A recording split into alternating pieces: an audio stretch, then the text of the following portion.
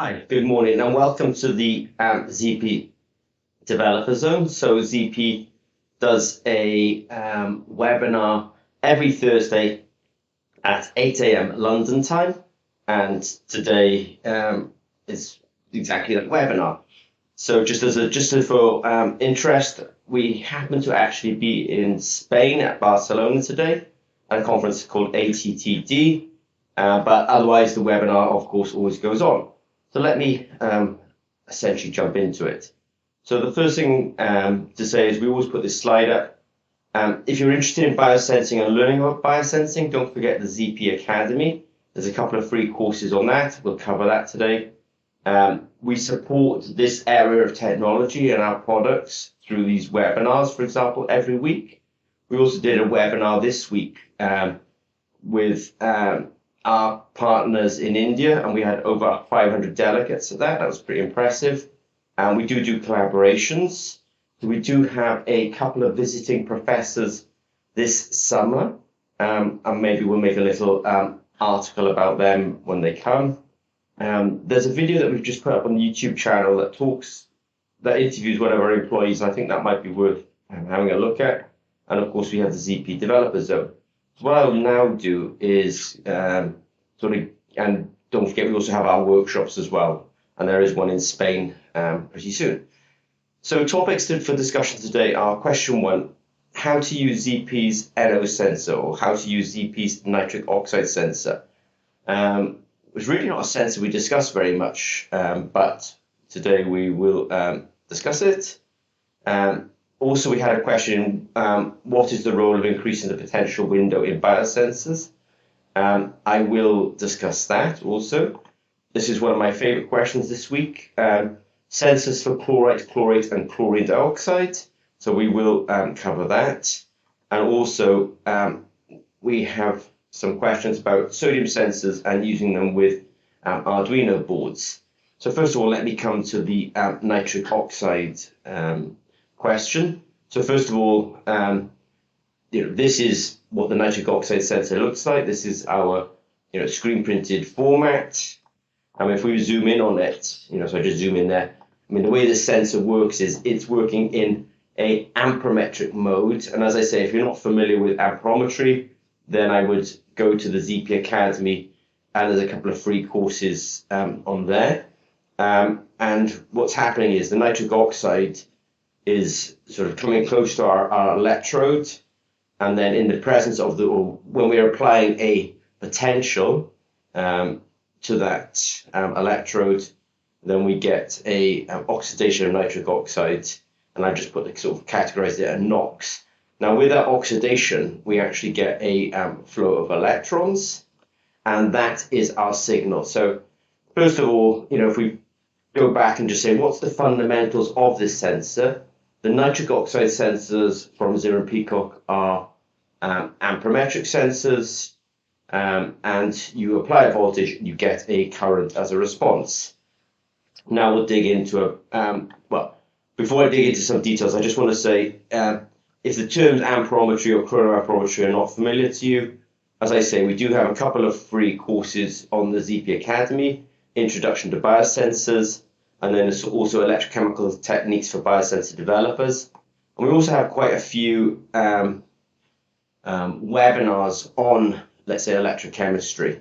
So it's worth looking at academy.zimmerpeacock.com, and it's also worth looking at Zimmertech knowledge-based educational videos as well.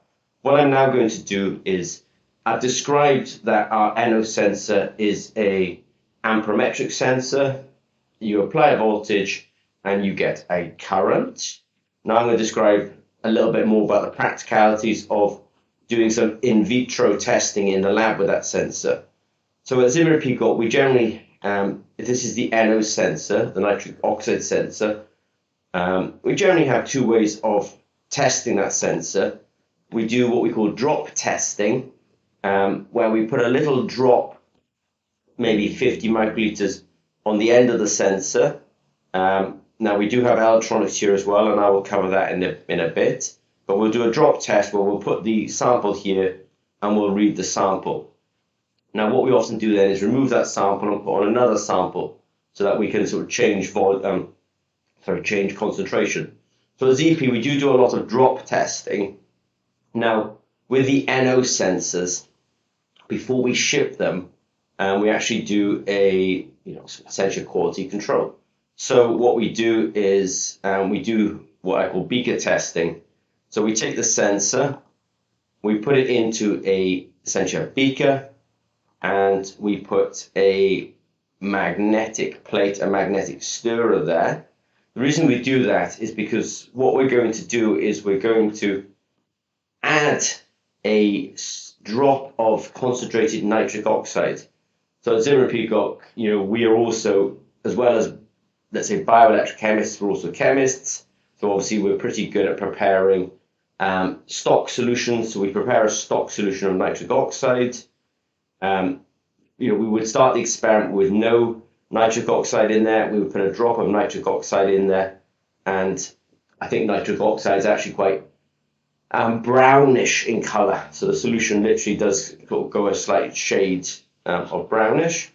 And what the signal looks like then in that case, we call that the beaker test. We will be running the instrument at the same time, and we'll have current versus time. So we often wait some hundreds of seconds to get a stable baseline. So we'll just follow the current versus time, and then we will add in a drop of the concentrated stock solution, and the signal comes up. Then we add in another drop of concentrated stock solution, and the signal comes up. And then we add another drop of concentrated stock solution, and the signal comes up. And so that's the sort of way that we confirm, for ourselves that this sensor, for example, is functional. So we do drop testing, but the data I'm about to show you from the nitric oxide sensor was actually gathered using this beaker testing method that I'm about to describe. Right. So when we're doing this kind of work, we're using our Anapot instrument, but anyone who's familiar also with instruments like PalmSense, these kind of, in these kind of potentiostats, we obviously support the Anapot, but in these potentiostats, you're able to choose for example, the chronoamperometry setting, and then there's a whole bunch of settings here, which are, for example, we don't worry too much about equilibrium time. We apply a voltage of 1.05 volts. We have a save rate of something like half a second, and we have a runtime of 1,000 seconds. The save rate's not so important. I mean, here actually they put half a second. It could have, I think, just as well been 1 second. It's not that critical. The critical thing is probably, that the voltage is 1.50 volts. So now let me describe. This is the actual kind of data that we get off these sensors. So I sort of sketched it out for you on the previous slide, but this is in reality and what it looks like. I just want to say hi to Aftab this morning. For anybody who's watching from India, Aftab runs a really good business there called Technando, and he represents Zimmer Peacock in India. So I described in the previous experiment how we would do these drop additions and the signal would jump up, and this is what we're doing here. You can see that what we've done is we waited 500 seconds. This is quite standard for us at Zimmer Peacock, that we'll wait, for example, 500 seconds, we'll get a stable baseline, we'll do a drop addition of the stock solution into the beaker. We've got the stirrer running and the signal jumps up. We add a bit more stock solution and the signal jumps up. And it's really interesting how quickly it is actually to respond. And then we add a lot more and the signal really jumps up. And then when the guys checked the linearity, it was actually really quite good. So if I just sort of roll this back a bit then, at Zimmer Peacock, we make a nitric oxide sensor. Good. It's a amperometric sensor. We run it using a potentiostat, and I'm showing the settings actually on the screen at the moment. And importantly, we're applying about a voltage of 1.50 volts. We have this sensor in a beaker, and we're actually adding in drops of stock solution so that the concentration is increasing, and we follow the current accordingly. And that's really where we're trying to get people to. We want to get people to this point that, they have a sensor and actually, they can see it's working. And from there, then there's a really hard bit now of starting to make it work in your sample and your application. And those, I'm not going to trivialize it, are the tough bits. So if you haven't got the potentiostat, I'll also put a link here. And I'll put a link under the video once we've finished the webinar, let's say. It's also probably worth saying, if you want to kind of see the way we kind of do these kind of lab experiments, we do have something called the application zone, where there's a lot of videos of our scientists testing various sensors. The only video we don't have, well, not only, but the video we don't have up there is nitric oxide. But it's you'll see them doing a lot of beaker testing, and it's really the same procedure. I think the one thing that makes nitric oxide tricky is you can't prepare solutions of nitric oxide and expect them to be stable. In my opinion, if you saturate a solution with nitric oxide, it's stable for a short while, but you have to use it quite quickly, and that makes nitric oxide quite a tricky analyte to work with. But anyway, back to this screen. Yeah, we do have a knowledge base. There's an application zone in there. There'll be plenty of videos in there. I'm just realizing now that we're 12 minutes in, so I better go a little bit quicker. This is an intriguing question. What is the role of increasing voltage? And maybe it was, what's the role of increasing voltage in biosensors? So I think I understand the question. I'll answer it with an example. So we're going to discuss the voltammogram of hydrogen peroxide. So, in voltammetry, we have current, we have potential. And if we were doing an experiment on hydrogen peroxide, I might start off at about 0 volts, and I might scan up to about 200 millivolts. I've just sketched this, by the way, so clearly it's not real data, but I've just sketched it to answer the question. So what I'm saying here is that what's the role? I'm answering the question, what's the role of increasing voltage in electrochemical biosensors? Well, the first thing I'm saying here is, if I'm doing a voltammogram, I could start at 0 to 200 millivolts and actually have a very low signal. What this is telling me is there is not enough voltage to, in this case, oxidize hydrogen peroxide. But once I get maybe to some above 200 millivolts, I start getting a increasing current. So what this is telling me is that below 200 millivolts, for example, I don't have the oxidation of hydrogen peroxide. When I get above 200 millivolts, I've now got enough potential, I should use the word potential, the units of which are voltage, but I've got enough potential to start, enough energy essentially to bring the electrons across from hydrogen peroxide into my electrode, and I actually get a current because I'm oxidizing the hydrogen peroxide, and the current is increasing. Now, what you'll notice then is if we get to some potentials above 550 millivolts, in real life, it doesn't plateau as well as this. It doesn't, but it tends to sort of plateau. So you'll often hear, as Zimmer and Peacock suggest, when running your glucose sensor, use a voltage of, for example, 650 millivolts. The reason being is 650 millivolts is approximately in the middle of this plateau region. And so the question is asking, what is the role of increasing voltage in biosensors? Well, the role is not all voltages will allow that biosensor to work.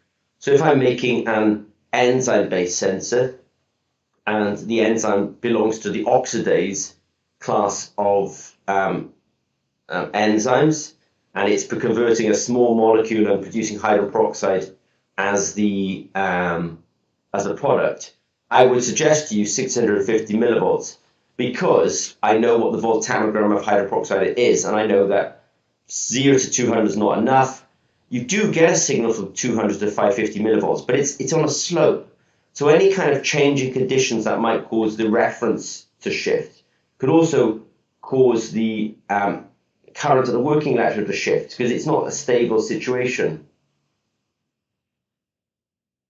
I'm just reading one of the questions. The increase of potential depends on the redox potential of the electroactive species. That's correct. So I'll just addrss Aftab's comments that just came in. So you will often hear us suggest 650 millivolts because the hydrogen peroxide oxidizes in this kind of region, and I'm trying to get you right in the middle of it, where it's in the middle of the plateau. And then when you go to higher voltages, you start getting unnecessary reactions, for example, the electrolysis of water. So Aftab's just made the comment, which is the voltage that you use in an electrochemical biosensor is really dependent on what you're trying to detect. So if I was using an enzyme and it was an oxidase, I might suggest 650 millivolts. If I was using a mediated sensor, I might be suggesting something like 250 millivolts, because the mediator has a different redox potential to hydrogen peroxide directly. So Aftab's comment is, yeah, you choose the voltage that depends on the sort of redox potential of the species. Hydrogen peroxide has quite a high redox potential. If we were dealing with, the oxidation of ferro to ferricyanide, we might be suggesting 200 millivolts, because that's where approximately its redox potential is. So there's always a sweet spot for any particular sensor, and you choose it to get the best, most stable signal, but you don't just keep on applying it, because you then get into non-specific reactions like the hydrolysis of water. So I hope that somewhat answers the question. Now it's 17 minutes past the hour, so I probably have to move on a bit, but this is that magic 650 millivolts that you'll often hear us talk about in ZP webinars. This was a sort of question of the week. One of the good friends of the company was asking, can you make electrochemical sensors for chlorite, chlorate, and chlorine dioxide? So I had to just make sure that I knew my chlorite, my chlorate, and my chlorine dioxide. My immediate instinct is these are all electrochemically active. When you've got a chlorine atom like this in such an unusual oxidation state, these species are going to be electrochemically active, and they are. So if I address them sort of first of all with chlorite, it wasn't very hard to just do a quick search on this and find that there's obviously some precedence on it. What's interesting about this paper is that they were actually using a carbon paste electrode in this. So my suggestion is, if you're interested in making a chlorite sensor, use a screen printed carbon electrode. Now they do mention this N-cetylpyridinium bentonite, and I did look them up just to make sure I understood what they'd done. So they'd mixed in, I think this bentonite it looks like something we call a zeolite, and then this N-cetylpyridinium is sort of a large organic cation. I'm not convinced that these materials are actually essential to do this chlorite detection on the carbon electrode. In academic papers, people have to put in this novelty so they can get published, but it might not actually be necessary. So I would generally say just try a screen printed electrode. But you can learn something from this, because you can see that they've got quite good signal using differential pulse voltammetry. So there's a little clue that I think this paper offers. Chlorite is detectable. It's probably a carbon electrode, and differential pulse voltammetry work quite well for these guys. Chlorate, again, I would absolutely guess that was electrochemically active, and it wasn't very hard to find chlorate paper. Again, in academic papers, there's often a lot of exotic materials included, because you can't publish something that's I detected chlorate on a screen printed electrode. It's not novel enough. So they have added some novelty here. But what they're saying here is, in this paper, that chlorate is detectable. They seem to be doing it by a reduction, but that's, as far as I don't mind, it's completely fine. And again, carbon electrodes, they do have this kind of mediated system in there. So they go chlorite mediator, carbon electrodes, and they have a fairly complex one. Again, I don't think it's necessary, let's say necessary, but I will talk about, mediators for this in a bit. Now, the last one is, I just found this excellent paper that kind of says really that all of these chlorine sort of oxygen compounds are probably electrochemically active. They probably will have different potentials, which is a good point, because that's what I like about these webinars. Aftab made the point earlier on that the voltage you use depends on the redox potential of the molecule of interest. So here's all the molecules of chlorine. Here's, sort of their redox potentials. And so they're all slightly different.